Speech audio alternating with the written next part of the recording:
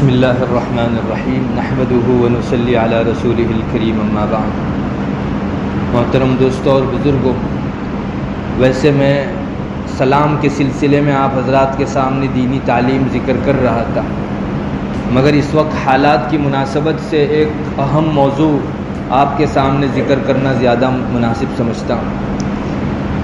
حدیث شریف میں ایک بہت پیاری دعا سکھلائی گئی ہے، اللہم انی اسألک من خیر ما تجیء بہ الریاح واعوذ بک من شر ما تجیء بہ الریاح۔ اے اللہ، ہوا اپنے ساتھ جو اچھائیاں اور خیرات لاتی ہیں، میں تجھ سے وہ خیرات اور بھلائیاں مانگتا ہوں، اور ہوا اپنے ساتھ جو برائیاں لاتی ہے اللہ، ان برائیوں سے میں آپ کی پناہ میں آتا ہوں۔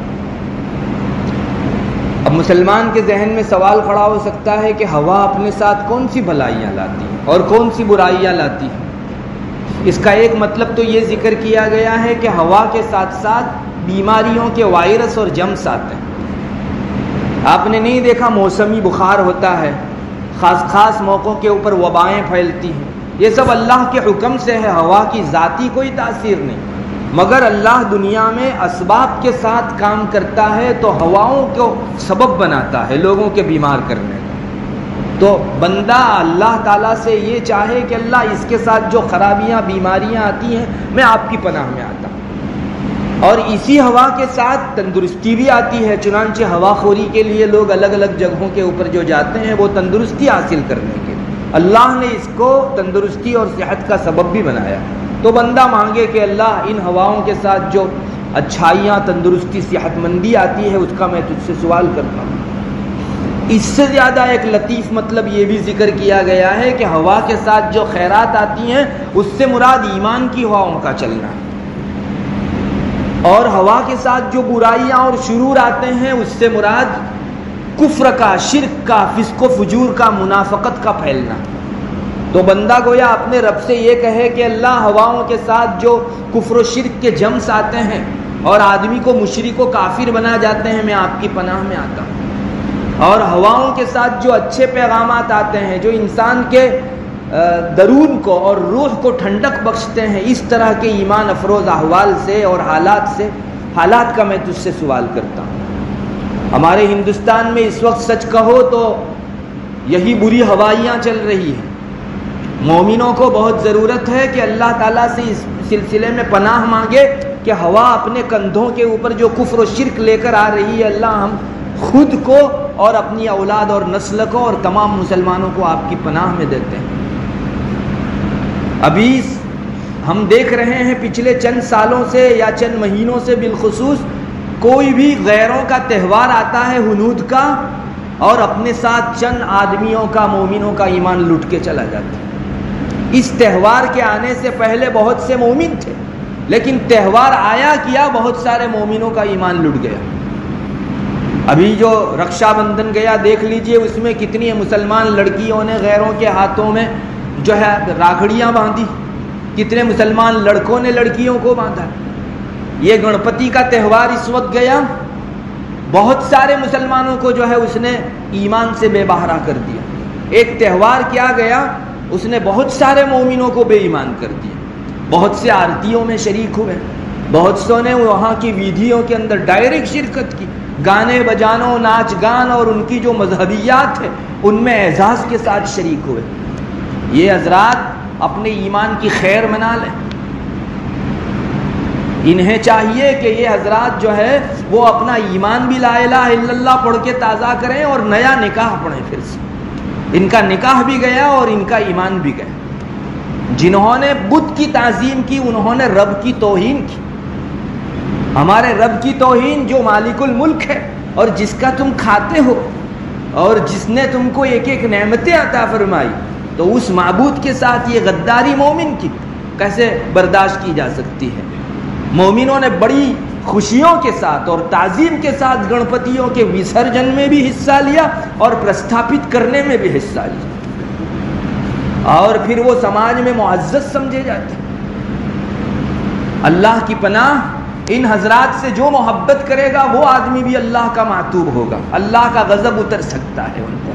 جو ان کی طرف سے ڈیفینس کرے گا اور ان کی ان حرکتوں کے اندر ان کو معذور سمجھے گا، وہ آدمی اللہ کے یہاں محشر کے اندر بہت بڑا جوابدار ہے۔ کٹہرے میں کھڑے کر کے اللہ جواب پوچھے گا کہ تم نے میرے دشمنوں سے محبت کی تھی۔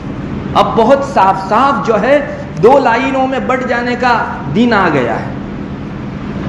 ہم لوگ یا تو رب کے ساتھ رہنا چاہیں یا سب کے ساتھ رہنا چاہیں، ایک بات طے کر لینی ہوگی، آپ دو کشتیوں میں قدم نہیں رکھ سکتے۔ اللہ کا رہنا ہے تو سب کی ناراضگی برداشت کرنی پڑے گی، اور سب کے ساتھ رہنا ہے تو اللہ کو بھول جاؤ ایک مرتبہ۔ اللہ تبارک و تعالی ہماری حفاظت فرمائے۔ بڑے برے دن آ گئے ہیں، کیا مومن کو بتوں سے محبت ہو گئی اور بت کے پجاریوں سے محبت ہو گئی۔ سچی بات یہ ہے کہ ہمارے دل میں ان کی محبت گھر کر گئی۔ بہت صاف بات ہمارا رب بھی کہتا ہے، اور اس نے اتنی اندر سے کھول کر بیان کر دی ہے بات کہ اس کے بعد کچھ بھی کہنے کو جو ہے باقی نہیں رہ جاتا۔ میں ایک آیت پڑھتا ہوں، ترجمہ کرتا ہوں، آپ دیکھ لیجئے ہمارا رب ایگزیکٹ ہمارے حالات بیان کر رہا ہے۔ یعنی اللہ فرماتا ہے ہا انتم اولا تحبونہم ولا یحبونکم وتؤمنون بالکتاب کلہ، یہ بت کے پجاری اور یہ دشمن اللہ کے، تم کو تو ان سے محبت ہے، ان کو تم سے محبت نہیں ہے۔ ولا یحبونکم، تم پوری کتاب پر ایمان رکھتے ہو، قرآن کا ایک ایک حرف تم اس پر جو ہے ایمان رکھتے ہو۔ وَإِذَا لَقُوكُمْ قَالُوا آمَنَّا، جب تمہارے ساتھ وہ ملاقات کرتے ہیں تو السلام علیکم بولیں گے، اور تم کو خوش کرنے کے لیے آمنا اور نہ جانے کیا کیا الفاظ ماشاءاللہ اور انشاءاللہ بھی بولیں گے۔ ہمارا رب کہتا ہے وَإِذَا لَقُوكُمْ قَالُوا آمَنَّا وَإِذَا خَلَوْا عَضُّوا عَلَيْكُمُ الْأَنَامِلَ مِنَ الْغَيْظِ، لیکن تم نے دیکھا تم سے ہٹ کے جب اپنوں میں وہ جاتے ہیں تو کیا کرتے ہیں؟ ہمارا رب خبر دے رہا ہے کہ جنہوں نے تمہارے منہ پر تمہارے ساتھ محبت کا اظہار کیا، وہ جب ادھر گئے تو غصے کے مارے تم پر اتنا غصہ ہے کہ اپنی انگلیاں کاٹنے لگے۔ نہیں، انسان کو جب غصہ آتا ہے تو ایک مرتبہ اپنی انگلیوں کو کاٹتا ہے۔ ہمارا رب کہتا ہے کہ جب یہ اپنوں میں جاتے ہیں تو تم سے وہی محبت کا اظہار کرنے والے لوگ تم سے اتنی عداوت و پرخاش رکھتے ہیں، اتنی دشمناوٹ ان کے دل میں بھری ہوئی ہے کہ وہ لوگ وہاں جا کر جو ہے تمہارے خلاف غصے سے اپنی انگلیاں کاٹتے ہیں۔ اللہ فرماتا ہے موتوا بغیظکم، تمہارے غصے میں مر جاؤ۔ کون پوچھتا ہے تمہارے غصے کو؟ کرتے رہو غصہ۔ ان اللہ علیم بذات الصدور، تمہارے دلوں میں کیا ہے اللہ جانتا ہے۔ اور ہمارا رب آگے فرماتا ہے ہم کو جن سے محبت ہے ان کے دلوں کا حال میرے رب کے علاوہ اور کوئی نہیں بول سکتا۔ اللہ فرماتا ہے ان تمسسکم حسنۃ تسؤہم، تم کو اگر کوئی بھلائی اور بینیفٹ اور نفع پہنچتا ہے تو ان کے پیٹ میں دکھتا ہے۔ ان تمسسکم حسنۃ تسؤہم وان تصبکم سیئۃ یفرحوا بها، تم کو کوئی مصیبت لگتی ہے، مسلمانوں کے گھر جلتے ہیں، مسلمانوں کی دکانوں کے اوپر جو ہے کوئی بڑا نقصان ہوتا ہے، ان کا جی خوش ہو جاتا ہے۔ ہمارا رب کہتا ہے ان کا جی خوش ہو جاتا ہے۔ وان تصبروا وتتقوا لا يضركم كيدهم شيئا، دو بات کرو، ایک تو دینداری پر جمے رہو، دینداری برتو اور دینداری پر جمے رہو، دو کام کرنے ہیں۔ تتقو، دینداری برتو، تصبرو، جمے رہو اس دینداری کے اوپر۔ تم کو ان کے داؤ پیچ اور ان کی طرف سے جو کچھ بھی پلاننگ اور اسکیمیں ہوتی ہیں ہمارا رب کہتا ہے بالکل نقصان نہیں دے سکے گی۔ واللہ محیط بالکافرین، اور یہ لوگ جو ہیں ان کو تو اللہ نے اپنے گھیرے میں لے لیا، اور جسے اللہ اپنے گھیرے میں لے لے وہ بچ سکتا ہے۔ تم کو فکر کرنے کی ضرورت نہیں ہے، بس بات یہ ہے کہ ہمیں ان سے محبت ہے، ان کے دل میں ہمارا رب گواہی دیتا ہے کہ بالکل محبت نہیں۔ تو آپ کہاں پہنچو گے ان سے محبت کر کے؟ ان کے بتوں میں شرکت، ان کے مذہبیات میں شرکت کر کے ان کو خوش کر دو گے، اللہ کو ناراض کر دو گے۔ ہمارا رب بہت سختی کے ساتھ اس چیز کو منع کرتا ہے۔ اس موقع کے اوپر ہم لوگوں کو برملا ہمارے رب کے سامنے اپنے اور اپنی نسلوں کے بتوں کی پوجا سے حفاظت کی دعا کرنے کی ضرورت ہے۔ حضرت ابراہیم علیہ السلام کی دعا کتنی پیاری ہے۔ وَإِذْ قَالَ إِبْرَاهِيمُ رَبِّ اجْعَلْ هَذَا الْبَلَدَ آمِنًا وَاجْنُبْنِي وَبَنِيَّ أَن نَّعْبُدَ الْأَصْنَامَ، اے اللہ اس شہر مکہ کو تو پرامن بنا اور مجھ کو بھی بت کی پوجا سے محفوظ رکھ اور میری نسل کو بھی محفوظ رکھ۔ کیا بتوں کی پوجا کے ان دنوں میں ہم نے اپنے اور اپنی اولاد کے بت کی پوجا سے حفاظت کی دعا کی؟ ایک نبی مانگ رہا ہے، جبکہ وہ نبوی گھرانہ تھا جہاں سے توحید نکلتی ہے، اور پوری دنیا کے اندر حضرت ابراہیم علیہ نبینا علیہ الصلوۃ والسلام کی توحید تو نمونہ ہے۔ اللہ تعالیٰ نے قرآن میں جا بجا توحید ابراہیمی کو نمونہ بنا کر پیش۔ وہ حضرت ابراہیم فرماتے ہیں کہ اے اللہ، میں خود کو اور اپنی اولاد کو بتوں کی پوجا سے تیری حفاظت میں دیتا ہوں، تو اپنی حفاظت کے اندر ہم سب کو رکھ۔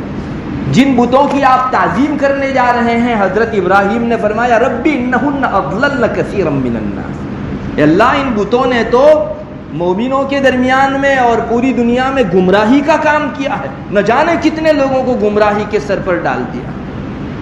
اس لیے ان کے حوالے سے، ان بتوں کے حوالے سے ہمارے دلوں میں یہ جذبہ ہونا چاہیے کہ اللہ تیری توحید کے خلاف یہ دلالت پھیلانے والے، گمراہی پھیلانے والے ہیں، ہمارے دل میں ایک ذرہ برابر ان سے محبت اور تعظیم کا جذبہ نہ آنے پائے، ورنہ جھانک کے اپنے گریبان میں ہم کو اپنا ایمان ٹٹول لینا پڑے گا، کہیں ایمان کا پنچھی اڑ تو نہیں گیا۔ بہت ضرورت ہے اس وقت کہ ہم لوگ جو ہے ان حضرات سے ایک مرتبہ دستبرداری کا اظہار کریں۔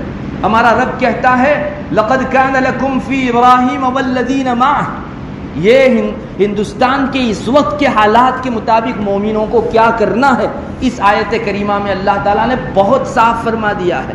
اللہ تعالیٰ فرماتا ہے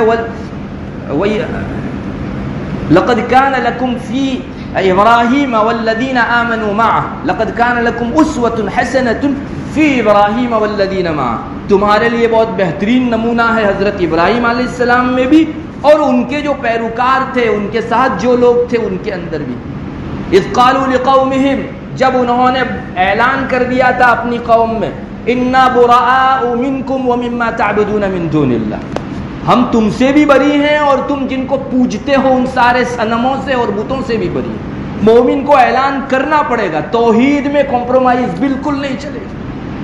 شرکیات کے اندر آپ مصالحت نہیں کر سکتے، شرک میں ٹیبل پر بیٹھیں گے صلح کرنے کے لیے تو توحید کھو کر آئیں گے۔ اعلان کرنا پڑے گا ہم بری ہیں تم سے اور تمہارے بتوں سے بھی بری۔ یہ اللہ فرماتا ہے کہ مومنوں کے لیے اس میں نمونہ ہے، اور وہ نمونہ صرف جو ہے قرآن کریم کے صفحات میں رکھنے کے لیے نہیں ہے، زندگی میں اتارنے کے لیے ہم کو اعلان کرنا پڑے گا۔ اذ قالوا لقومہم، اپنی قوم کے بیچ کہہ دو انا براء منکم ومما تعبدون من، اتنا ہی نہیں ہمارا رب کہلواتا ہے یہ بھی بولو کفرنا بکم، ہم تمہاری ساری مذہبیات کا کفر کرتے ہیں، اسلام کو مانتے ہیں اور تمہارے جتنے بھی مذہب ہیں ان سب کا کفر کرتے ہیں، اور تم سارے لوگوں سے بھی اپنی برات کا اظہار کرتے ہیں۔ وَبَدَا بَيْنَنَا وَبَيْنَكُمُ الْعَدَاوَةُ وَالْبَغْضَاءُ أَبَدًا حَتَّى تُؤْمِنُوا بِاللَّهِ وَحْدَهُ، ہم سے اگر کمپرومائز کرنا ہے تو ایک بات کے اوپر بیٹھ سکتے ہو، صرف اللہ کی عبادت کرو، باقی اس کے علاوہ ہمارے درمیان میں کمپرومائز کی کوئی شکل نہیں۔ تم جدا پلیٹ فارم پر، ہم الگ پلیٹ فارم کے اوپر، ہم کبھی ایک پلیٹ فارم پر توحید اور شرک میں جمع نہیں ہو سکتے۔ یہ اعلان کرنا پڑے گا۔ کون بولے گا یہ؟ کیا ہم لوگ جو ہے اس کے مکلف نہیں ہیں؟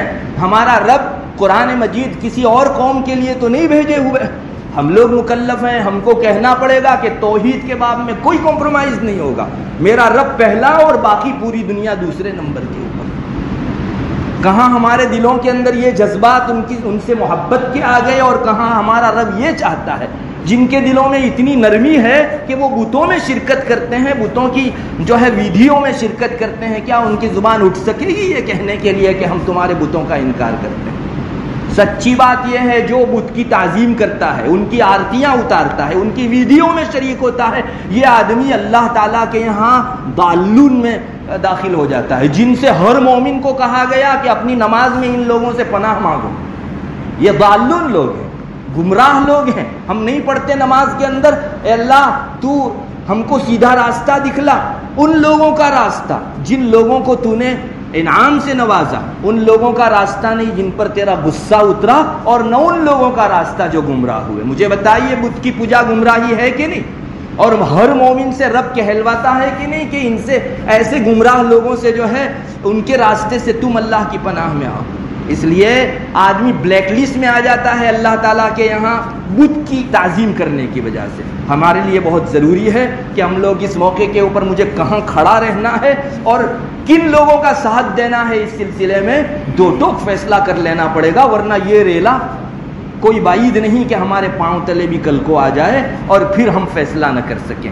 اللہ تبارک و تعالی ہم سب کو اس سلسلے میں ہوش کے ناخون لینے کی توفیق عطا فرماوے، اور نہایت سنجیدگی کے ساتھ اللہ تبارک و تعالیٰ نے آج تک ہمیں مومن رکھا ہے، ہمیں اس فیصلے کی توفیق دے کہ مرتے دم تک ہر چیز سے ہم کمپرومائز کر سکتے ہیں، ایمان کے ساتھ ہم کبھی کمپرومائز نہیں کر سکتے۔ اللہ تبارک و تعالیٰ مومنوں کو سمجھ دے اور آئندہ ان کے تہواروں کے اندر ہم لوگ بالکل کنارہ کشی اختیار کریں اور دشمناوٹ ان کے بتوں سے ہمارے دلوں کے اندر ہو، اس درجے کا معاملہ کریں۔ اللہ تبارک و تعالیٰ توفیق بخشے اور ہمارے ایمان کی اور ہمارے نسلوں کے ایمان کی حفاظت فرماوے۔ وآخر دعوانا